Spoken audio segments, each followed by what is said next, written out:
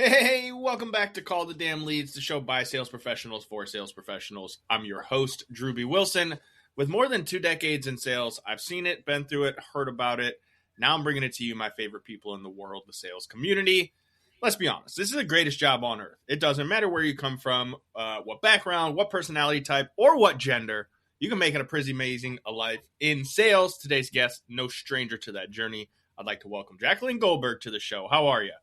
I'm great. How are you?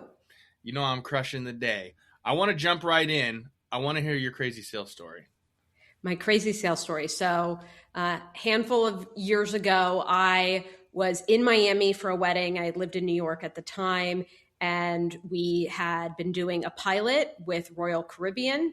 And I emailed them asking if I could come stop by and say hello. And the customer wrote me back and said, sure, happy to have you, but just so you know, we're going to go with your competitor. And I said, well, if we're going to break up, we might as well do it in person. So I showed up and we built some in-person rapport. Great reminder that in-person is still very, very important in relationship building. And I heard him out. I listened. I didn't argue. And then I just started poking holes with questions that he should ask the competitor. And by the end of the meeting, he didn't go with the competitor. He went with us. And to this day, we still talk. And he still brings up this story. He can't believe I showed up knowing that I was going to lose the deal. And we turned it around. Those are some of my favorite stories, simply because it's like, you know what? You have nothing to lose at that point. And this is the thing I think I've always found very interesting when it comes to newer sales professionals, or even some that have been in the game for a long time that all of a sudden are just like afraid to pick up the phone. It's like, you have nothing to lose. If they say no, they say no, but you have everything to gain if you just go in and ask questions. And so I'd be curious, is that something that you have always done, or did you learn that skill set along the way? I think I've always done that. I think I'm a person, whether it's in my personal or professional life, that is striving to continue to evolve. And so I want that feedback and I want to learn from failure, right? Why did I fail? How could I ensure that I don't take that moving forward? So even if the intention is not to save it, but to learn, you're getting value from that. And who knows, they may respect you so much from that meeting that the deal may not happen then, but it could happen down the road or in the future in your career. Oh, and this is the other side of sales that I think a lot of people are misjudging maybe, or just not understanding fully, is that it is not an overnight game. It is not what you see on Instagram and all the big reels where they're like, oh, we one call close and make money all day. It's like, that's not how it actually works. There's a whole process and you have to plant seeds, and it's more like farming than it is hunting realistically.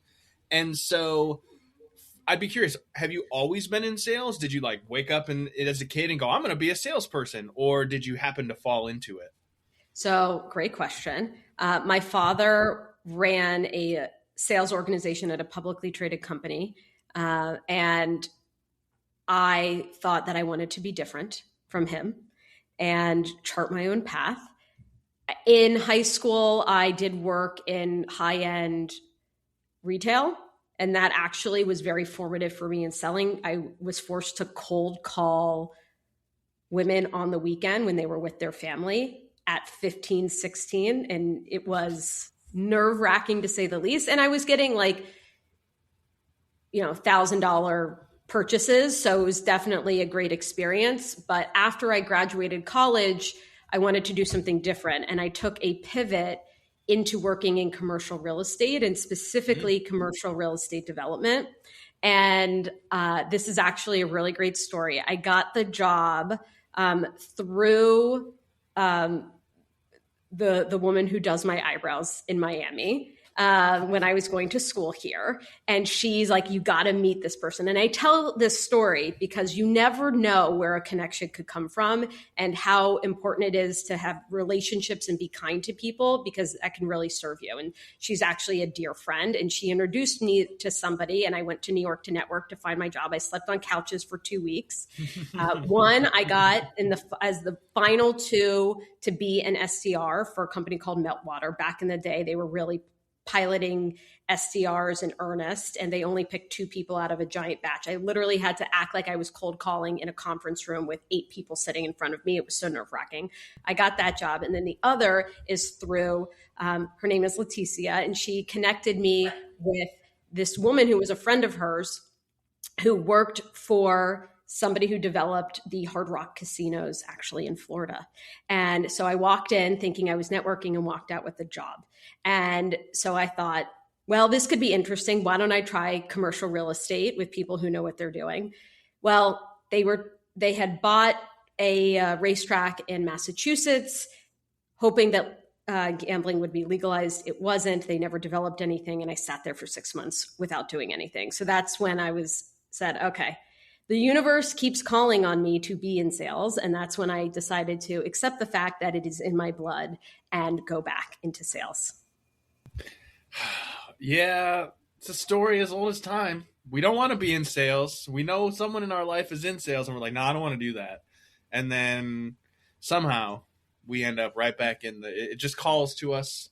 And I think one of the things that I've seen and realized in talking to so many professionals over the years is that ultimately the calling exists, but where you choose to serve that calling varies usually as you get down the path. There's some people that do the same thing their parents did, but it's usually like, no, I love sales, but I don't want to sell Xerox machines, right? So like I found something else that I love and I'm passionate about that I sell.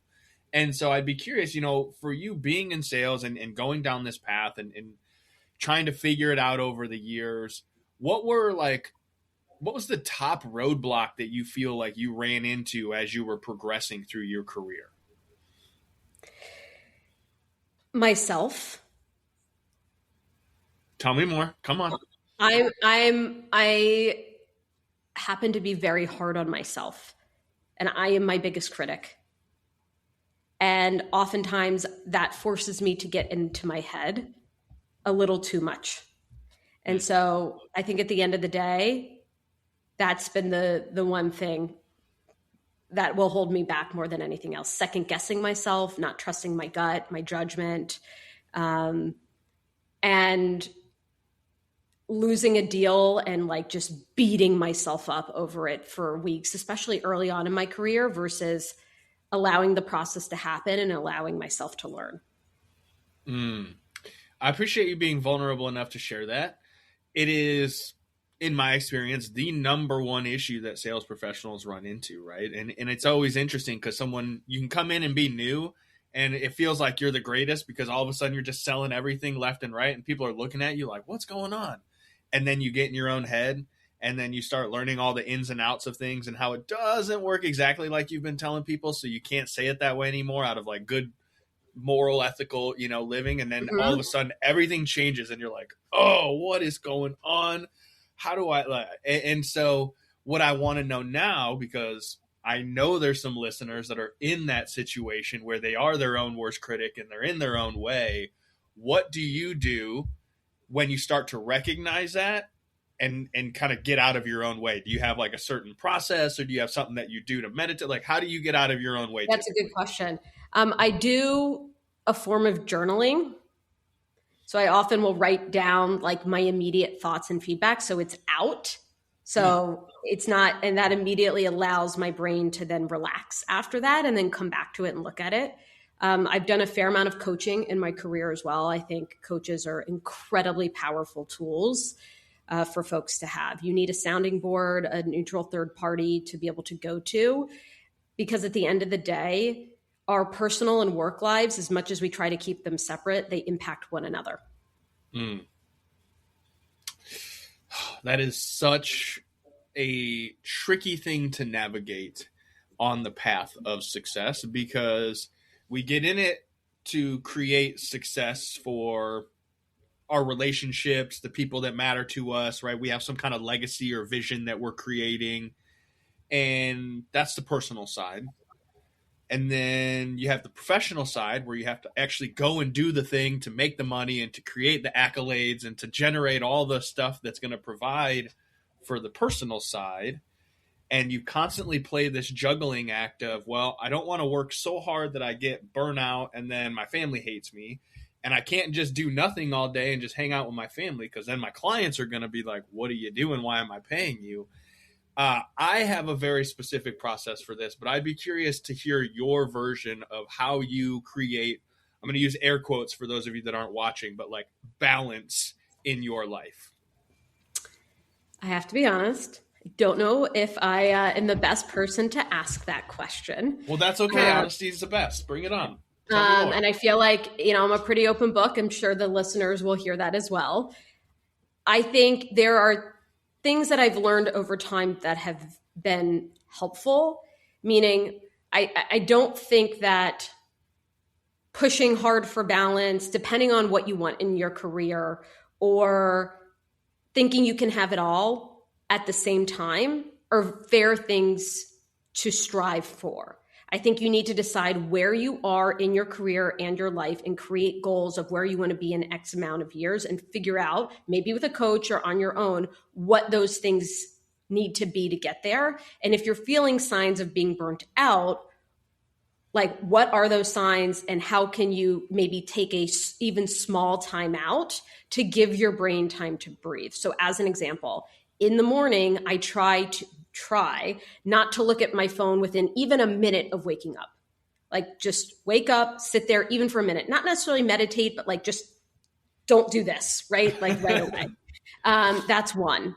Number two, prioritize sleep as much as possible. So if I feel like I'm not sleeping and I'm working 20 hours a day, like, you're not going to get the best out of me.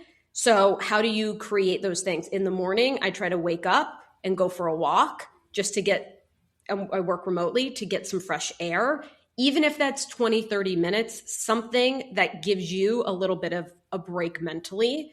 Looking at if you live close to a body of water, drive or to go look at it maybe once or twice a week. Like, what are those small things you can do? But if you're all trying to say, I need to work out 5 days, 6 days a week, I need to be social with my friends, I need to work hard, like, you can't do all those at the same time. And I think there needs to be a balance of saying, maybe you do sprints, right? And you work extra and then you pull it back. But I think it's important to find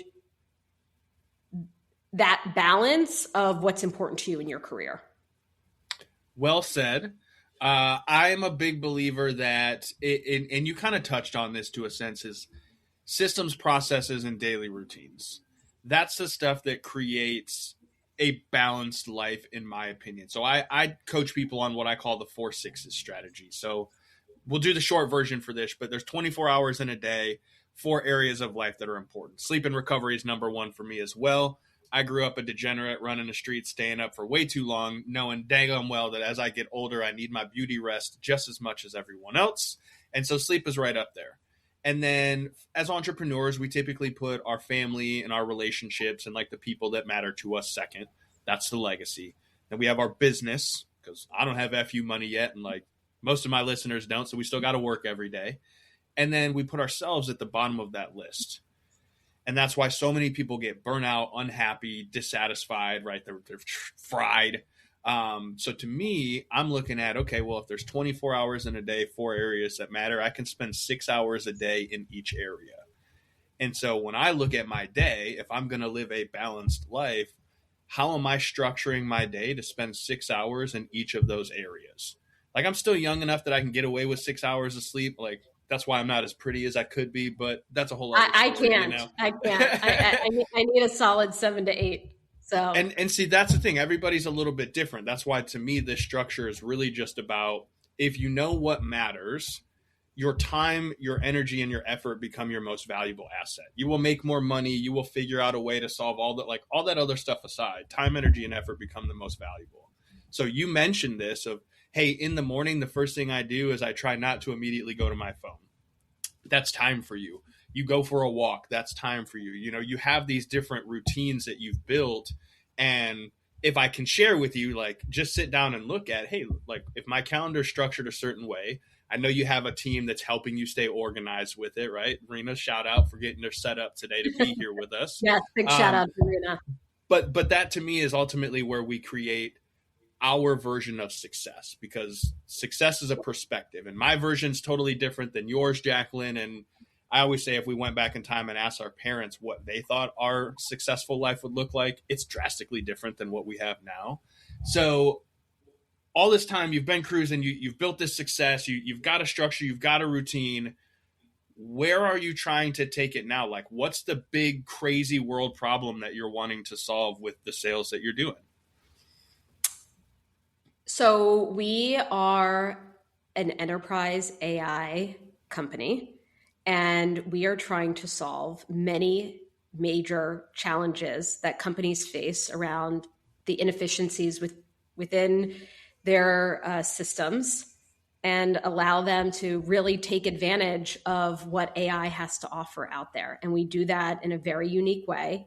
We build custom production ready POCs in a matter of days for large enterprises, and they only pay us when they're happy. So we deliver fast, and we have to hit high bars of accuracy and usability, or we don't get paid. And so it's a very, very unique approach in a very crowded space. And we're seeing unbelievable traction and growth that, I've been very fortunate to work at various sizes of companies in my career. I have never, ever seen the amount of traction and just like volume of interest in a company before. It's a very trending topic right now. AI is the buzz of everything in 2026. And so I'm always curious on both perspectives, right? Because I see the benefits, I see the bad sides of it, right? We can all agree there's pros and cons on this. When it comes to sales, especially, like business to business sales, because there are a lot of folks out there listening that are, sitting in a boiler room and they're like in their car right now, waiting to go into the office, listening to this episode, getting hyped up. Do you feel like AI will ultimately be able to replace salespeople? No. Continue. Tell me more. I have been so excited about AI because you talk about balance. The amount of things that I'm able to do in a day is unprecedented. And I just see that getting better and better and better. At the end of the day, human to human connection can never be replaced by AI. Ever. I think it's a good reminder to salespeople to get out on the road and develop those in-person relationships, because that's really where deals will continue to happen and trust will be built. At the end of the day, folks on the other side that are buying, they are trusting in whatever they're buying. And they will trust a human more than they will trust AI. Now, will it make the buying process for sellers potentially harder? Yeah, because buyers are going to be way more informed than they previously were. But for good sellers, they're going to be able to leverage AI to be smarter and understand their customers even better, and then be able to go in person and use their secret sauce to get it closed, which AI cannot replicate. Yeah, I've always believed that, when it comes to the buying process, especially with the AI, the ability to have a more educated buyer is really a benefit to me, simply because we have now the ability to skip past a lot of that long term, like, hey, I've got to teach them all of the things and make them more problem. Like, there's all this build up to where I can just jump right in, build rapport, let them know, hey, man, I'm 100% confident that my product or service is the answer to this thing. You already know you have the problem. You understand you have to pick something. Bring on those objections, big dog, because like at that point, it's just objection handling to help that person make a decision. And I think that's where most sales professionals they're freaking out too much about the front end process of like, oh, it's going to steal my sales, when really if they just work on handling their objections, their buyers are going to show up educated, informed, and ready to buy from the person who understands how to help them make that decision. That's my opinion. I agree. Love that. All right. So where do you think AI goes over the next 3 to 5 years when it comes to this? It's like, there's, right now we got people using Claudebot and they're building all these crazy things, but like, where do you really see it going over the next couple of years? Like, what's the thing we should all be aware of? I think it's the promise of AI people are going to really start seeing. I think that with ChatGPT, people saw the possibilities. And then with Claudebot, they see it a little bit more, but it's still not fully autonomous, doing things that we know it can do, but it hasn't done yet. And that's where I think in 3, maybe even more 5 years, that will start to really come into place as we figure out governance across the board, and people really are going to start seeing the promise. I love that. And I'm sure we could probably nerd out on this topic for many, many hours, because I'm sure you and I have lots more things we could go into the depths on this on. But I do want to respect your time. I know it's very valuable. And I know the listeners are just getting a little bit of what wisdom you can share with us. So what's the best way for us to find you, follow you, check out more of your content? LinkedIn is the best place. It's just linkedin.com // I always get those wrong and then my first and last name together. So JACQUELYN Goldberg, GOLDBERG. Yes, my parents picked a very difficult way of spelling my first name. So that's okay. At least you don't have like 75 other versions of you within 100 miles. Andrew Wilson is like the most boring name in the planet. There's a lot of. That's why I go by Drewbie, because we want to stand out, right? And Jacquelyn, you've been a standout guest today, so thank you again for taking some time out of your day to be here with us. Thank you for having me. Absolutely. Well, listen, if you guys and gals enjoyed the show, I need you to go share it on social media. Go to LinkedIn, put up a post, tag me, tag Jacquelyn, let everybody know that you invested your most valuable asset, your time, your energy, your effort, to give this episode a listen, that you got something from it. Maybe you know somebody who kind of sucks at sales and they need this episode as a good reminder. You don't have to tell them they suck, but you could just be like, hey, I heard it. I thought of you. I wanted to send it your way, because that's what this is all about, sharing the love, helping people get better. And if you have a sales story that you want to tell because you think it could help, head over to callthedamnleads.com /podcast. Send us all your details. Get signed up. We'd love to have you as a guest. While you're there, grab a hat, book, keychain, something. Support the show. We'll see you guys next time. Go call the damn leads.